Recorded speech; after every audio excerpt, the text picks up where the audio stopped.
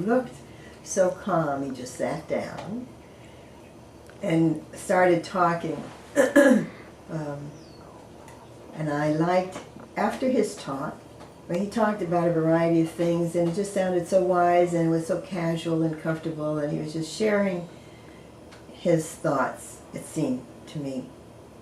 There didn't seem to be a script, and yet it just came from him so gently, clearly, and effortlessly.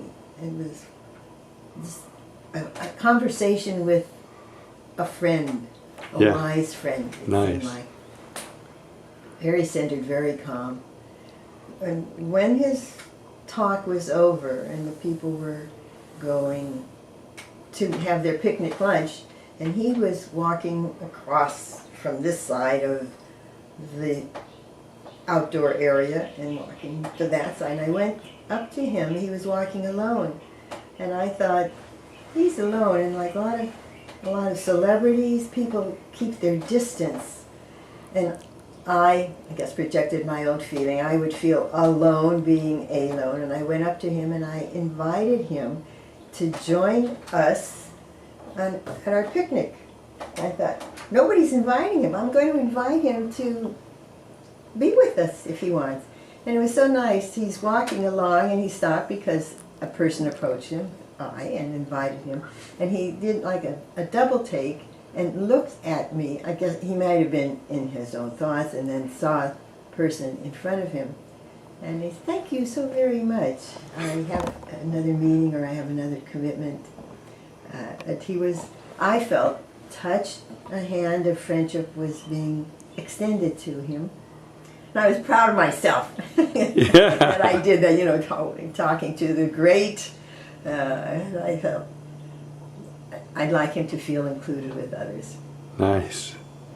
In Pearls, when we were at this Esalen weekend workshop, after he had talked to this lady, throwing her his keys, and then he was discussing about our dreams and how we can work with our dreams.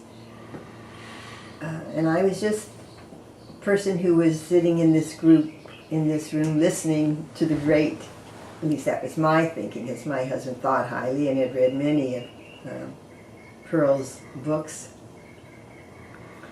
He just seemed like a nice guy.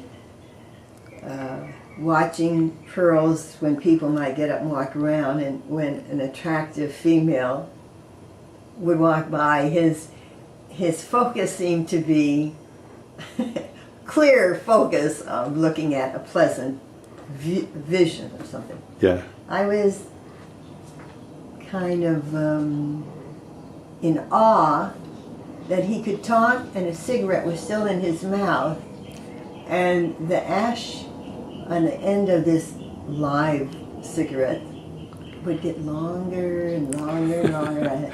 I was fascinated by just watching this long ash forming. How long will the ash stay on this cigarette?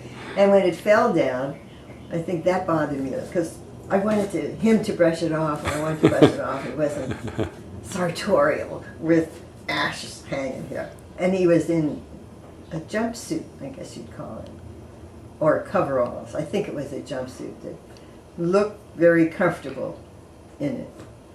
And the ash was there, and I just wanted to brush it off. Who else do you feel was extremely comfortable in their own skin of all the people that you hung out with? Well, the more intimate and long-lasting relationship was with George Bach, a clinical psychologist. He wrote many books and was one of the creators of 36-hour marathons, which was a counter technique, and it was a 36-hour long encounter in a group. And I worked with him for about 12, 15 years. George was a short man. I would guess somewhere between 5'2", 5'5", probably closer to 5'5", 5'6". he certainly made up for his shortness in height. He had a strong, booming voice and a very strong, outgoing personality. And from George, my experience in working with him is I co-led encounter groups with him and worked with him in his office when it was at the Beverly Hills Psychoanalytic. Is that the title? Something, I don't think it was psychoanalytical, but psychological, Beverly Hills Psychological Group Therapy.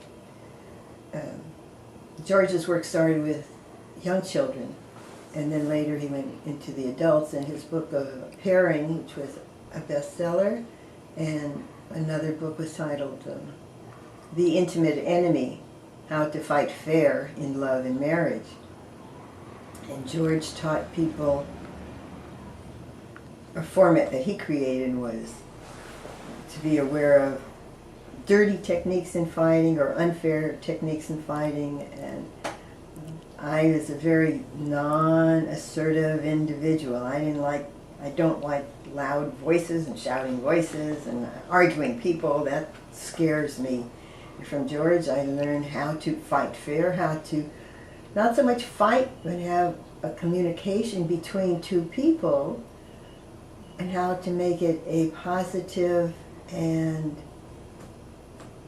productive communication between two people. If there's differences between you and me, how we can resolve the problem that one of us may have with the other. And even if we don't get it resolved, we can become aware through our communication techniques that, hey, I have a problem with you, or you have a problem with me, and maybe if we alter our communication, we can resolve our problem, and maybe not. And well, that's where we are. On this issue, we can't make either one of us happy. Okay, that's something that we know, and what else can we do in our life, in our relating? So from George, I learned that he and other people might try to take advantage of me by whatever my personality is, and it's up to me if I let them stomp on me or let them scare me or make myself known, make my wants known, or make my diswants. That's not a word, is there? But dissatisfaction. Yeah, or I don't like this approach, or I don't like when you call me this, or I don't like if you push me around. And what my preference would be between us is, instead of you pushing me around, maybe it's acceptable to me for you to say, "Sweet Cachucci, I'm unhappy with you." That I can accept. But if you call me names like dirtbag, that name I don't like. Sweet Pachucci is okay, maybe. But at least I'm letting you know what is acceptable to me, and we can still have a communication, and what is not acceptable to me. And you may not know until I tell you. So Right. I learned that from George. Yeah. Didn't Einstein say something like all is relationship or something like that? Sounds good. I don't know, but that sounds good. So I found that George, and then like even hearing Alan Watts and his clarity, and that was impressive. For me, it was exciting to be in the company of some of these great names, and also to see that some of these great names were just human beings. They had their own idiosyncrasies, or some of the men were skirt chasers, and George was one that he would go as far as you let him. George Bach. Uh-huh. He would go as far as you let him. And if you said, stop, that's my boundaries, okay. He'd still be friends. And it was like, oh, I just had to tell him, that's not okay with me. That if you put me in front of a bunch of people, I may not like that, or I don't want that. So directly or indirectly, you were empowered by him. Yes, definitely. Yeah, he was a good learning experience.